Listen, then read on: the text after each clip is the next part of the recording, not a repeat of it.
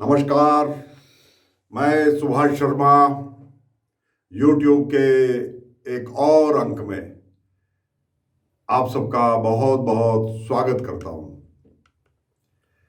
आज का विषय है कोरोना बड़ा है या कुंभ। इस विषय पर अभी चर्चा करेंगे, मगर एक सनातनी धर्म के पालन करने वाले परिवार से मेरा संबंध है, इसलिए मैं अपनी परंपरा का निर्वाह करते हुए आप सबको 12 वर्ष में एक बार इस मुहूर्त वाले महाकुंभ की बहुत बहुत बधाई देता हूं। प्रातः से ही महाकुंभ का स्नान चल रहा है।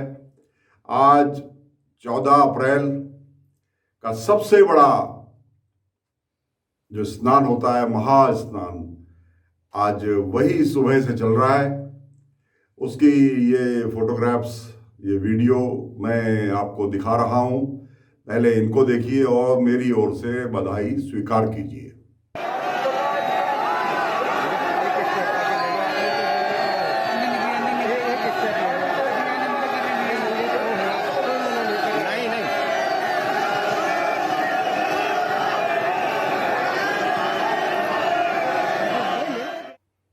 ये देखा आपने, अभी ये जो महाकुंभ का स्नान चल रहा है, ये सभी साधु सन्यासी जो महाकुंभ के समय अमृत की बूंदें जो दिखती नहीं है, सिर्फ एक विश्वास है कि आज के दिन वहां कहीं फिर से वही महाकुंभ के समय वही अमृत की बूंदें जो देवताओं और दानव के संघर्ष के बीच छलक कर कुछ बूंदें उस स्थान पर गिर गई थी, उस स्थान पर उन बूंदों का रसपान करके, अमृत की बूंदों का रसपान करके अमर होने की इच्छा रख के हम लोग, और हमसे भी ज्यादा आतुर अमर होने के लिए ये साधु सन्यासी हैं, इनको प्रणाम। इनके इस विश्वास, इनकी इस श्रद्धा, इस सबको बहुत बहुत नमन। आइए अब मूल विषय पर आते हैं। उससे पहले ये एक वीडियो और देख लीजिए।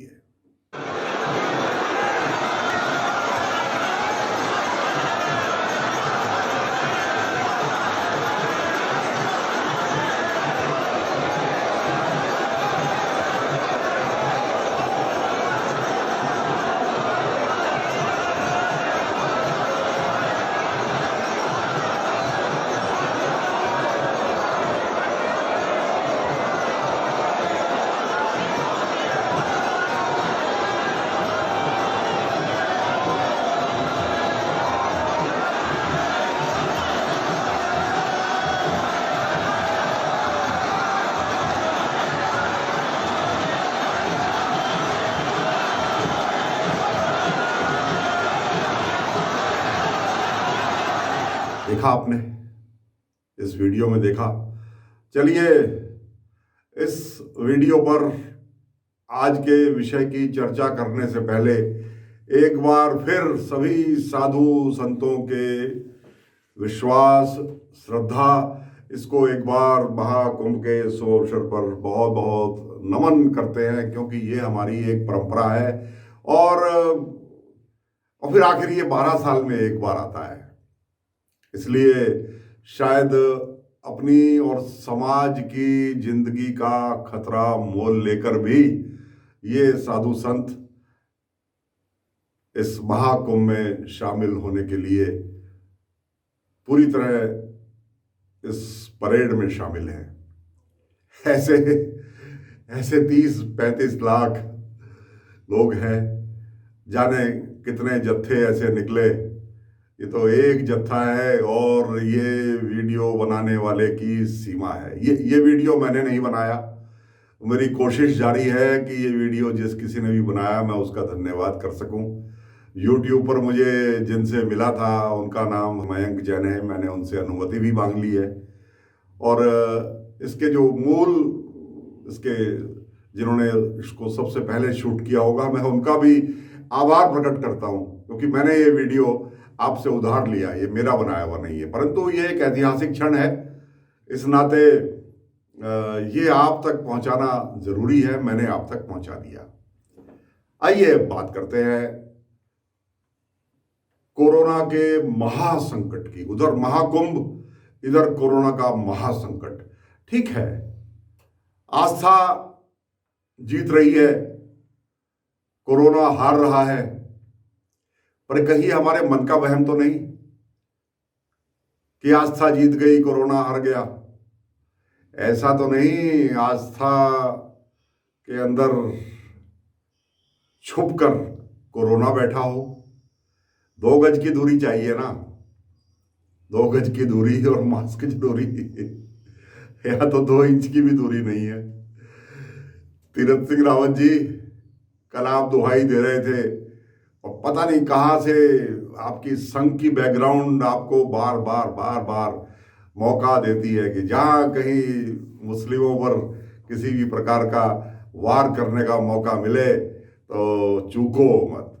कल जब आपने बोला कि वो मरकज वाले एक कमरे के अंदर थे, एक दूसरे से सटकर सो जाते थे, एक ही रजाई इस्तेमाल कर रहे थे, तो बताइए ये 35 लाख साधु कहाँ रह रहे हैं?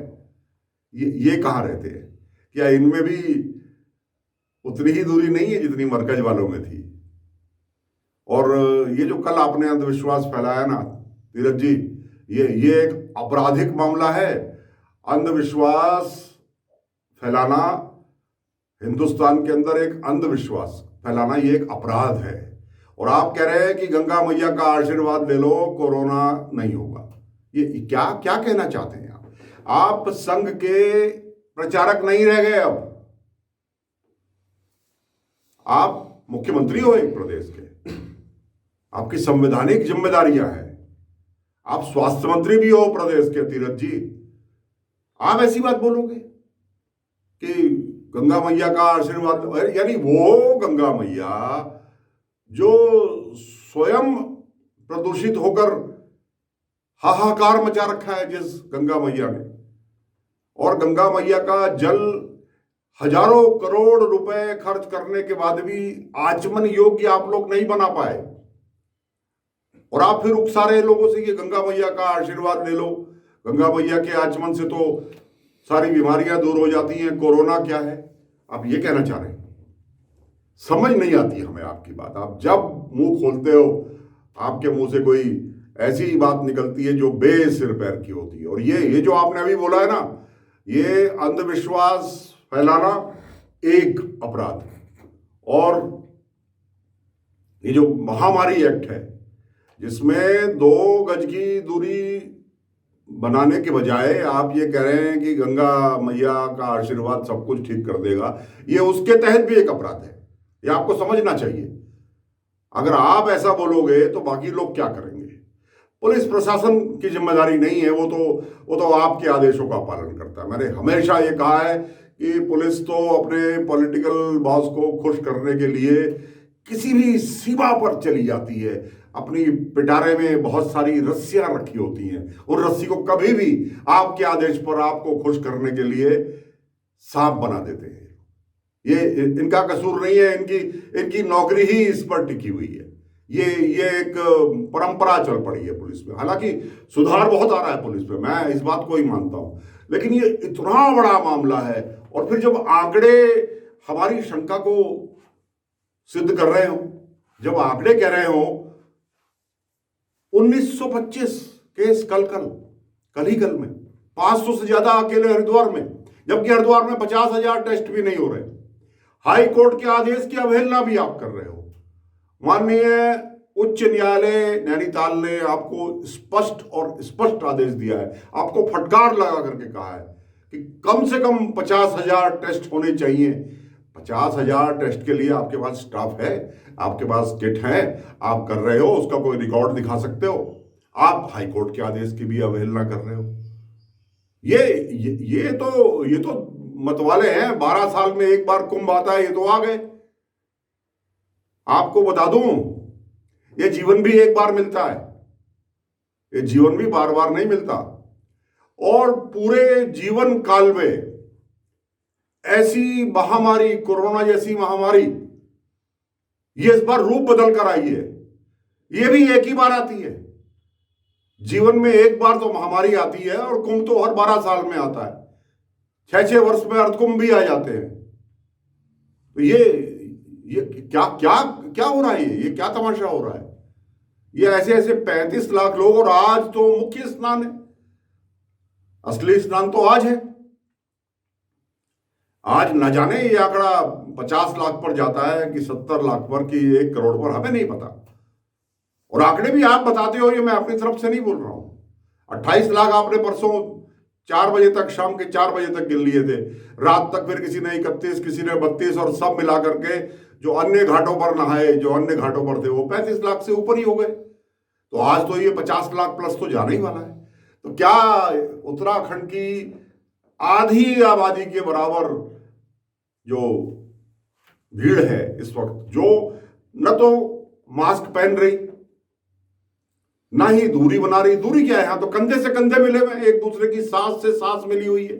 और आपके 15 महंत, क्या मजाक आप कर रहे हो? बड़े बड़े अखाड़ों के कम से कम 15 महंत इस वक्त कोरोना से पीड़ित हो चुके हैं। और जाहिर है, महंतों के चरण स्पर्श करने वाले तो प्रतिदिन हजारों हजार लोग हैं। तो हम ये कैसे ना माने कि वो हजारों हजार लोग जहां जहां से भी आए हैं पूरे देश के अंदर, उन संत महात्माओं से कोरोना का संक्रमण लेकर पूरे देश में नहीं फैलेंगे। याद रखना, अगर ये कम्युनिटी संक्रमण अब आगे सिद्ध हो गया, ये उस परिभाषा के अंदर ये आ गया, तो इसकी जिम्मेदारी उत्तराखंड की सबसे ज्यादा होगी। क्योंकि आपने यहां एक ऐसा बड़ा मजमा इकट्ठा कर लिया कुंभ के नाम पर। कुंभ होना चाहिए, सांकेतिक रूप से सब कुछ होने चाहिए, हम मना नहीं करते। फिर ये सवाल भी तो उठता है कि आपकी सरकार ने पिछले वर्ष भगवान बद्रीनाथ के और भगवान केदारनाथ के, इनके आपने मुहूर्त क्यों बदले? क्या अधिकार है आपको ये मुहूर्त बदलने का? आपने इनके मंदिरों के कपाट खोलने की तारीखें ही बदल डाली। तो ऐसा पिछले साल क्यों किया था? और इस बार तो ये जो नया म्यूटेंट आया है इस कोरोना के वायरस का, अभी इसके बारे में अता पता ही नहीं है। आपकी कोरोना वैक्सीन फेल हो रही है एक एक करके, आपकी वैक्सीन का कोई लाभ नहीं हो रहा। हमने तो कल ही कहा था योगी जी को, उत्तर प्रदेश के मुख्यमंत्री योगी जी को, कि महाराज आपकी जरूरत उत्तर प्रदेश में है। अब हो गया ना भाई, हमारा इधर वीडियो चल रहा था और उधर शाम तक खुद योगी जी ने ही ट्वीट कर दिया कि मेरा संपूर्ण स्टाफ, उनका मुख्य सचिव, उनके प्रमुख सचिव, उनके सचिव, उनके डे अफसर और उनके स्टाफ के सारे लोग जो दिन और रात योगी जी के संपर्क में रहते हैं, वो सब कोरोना से संक्रमित हो गए। अब योगी जी अपने बारे में तो जब चाहेंगे तभी घोषणा होगी, क्योंकि उन्होंने पहले ही दिन से अधिकारियों के ऊपर ऐसा दबदबा बना रखा है कि उनसे कोई ये भी नहीं पूछ सकता कि आपकी रिपोर्ट का क्या हुआ। बस उन्होंने कह दिया मैंने अपने आप को आइसोलेट कर दिया। मगर योगी जी, अपने आप को आइसोलेट करने से पहले आपने कलकत्ता में ना जाने कितनी गलियों में, आपने कितनी रैलियों में आपने कोरोना वहां फैला करके आप आए हो। क्योंकि आपने पूरी तरह से लापरवाही बरती है। आपके लिए संघ महत्वपूर्ण है। संघ ने कहा आपकी जरूरत कलकत्ता में है, आप चले गए। आपने उत्तर प्रदेश की जनता की अवहेलना की और आप वहां चले गए। और आपके 18,000 कल के मामले हैं, 5,500 तो अकेले आपके लखनऊ में है। आप उस सब को छोड़कर कलकत्ता गए थे। कहीं आत्मग्लानि है आपके अंदर? क्या आप जनता से माफी मांगेंगे योगी जी? और तीरथ जी, आपसे भी कहना चाहता हूं, बेहतर होता आप दोनों एक लाइन में खड़े होकर के जनता से माफी मांगते कि हमें संघ ने बहका दिया था और हम हिंदू आस्था के नाम पर हमने जाने अनजाने ये बीमारी फैलाने में, ये कोरोना बीमारी का संक्रमण फैलाने में हमने महत्वपूर्ण भूमिका अदा की है। कि आप ये बोलने का साहस रखते हैं क्या? क्या इसके लिए आप क्षमा मांगेंगे? क्या इसके लिए आप प्रायश्चित करेंगे? ये समाज आपसे पूछ रहा है, आप ये क्या कर रहे हैं? 2000 का आंकड़ा उत्तराखंड में कभी नहीं छुआ था, आज 2-2000 यहां फिर से शुरू हो गए। अकेले 750 देहरादून में। क्या करना चाहते हैं आप? देहरादून का क्या करना चाहते हैं? या इसको आप चाइना का वुहान बनाना चाहते हैं? इसको ब्राजील बनाना चाहते हैं कि सड़क पे लोग गिर रहे हैं? लखनऊ में तो गिरने शुरू हो गए। लखनऊ में तो कितनी शर्मनाक घटना हुई। पेट्रोल पंप जो जैन साहब का, हम भी वहां से तेल भराते थे हजरतगंज के पास, लखनऊ जो पहले जाया करते थे, मैं तो अक्सर गाड़ी लेकर ही जाता था। वहां पर एक व्यक्ति पेट्रोल भराने आया था, वो गिर गया, गिर के उसकी मृत्यु हो गई। उसके ऊपर एक चटाई डाल दी और पुलिस को बुला लिया। 2 घंटे बाद तो पुलिस आई। पुलिस ने एम्बुलेंस को बुला लिया, 5 घंटे बाद एम्बुलेंस आई। एम्बुलेंस ने उसको डाला और अस्पताल में ले गई, और किसी अस्पताल में जगह नहीं थी। 5 घंटे वो एम्बुलेंस उस लाश को, उस कोरोना से संक्रमित व्यक्ति की डेड बॉडी को लखनऊ के इस अस्पताल से उस अस्पताल, उस अस्पताल से इस अस्पताल घुमाती रही।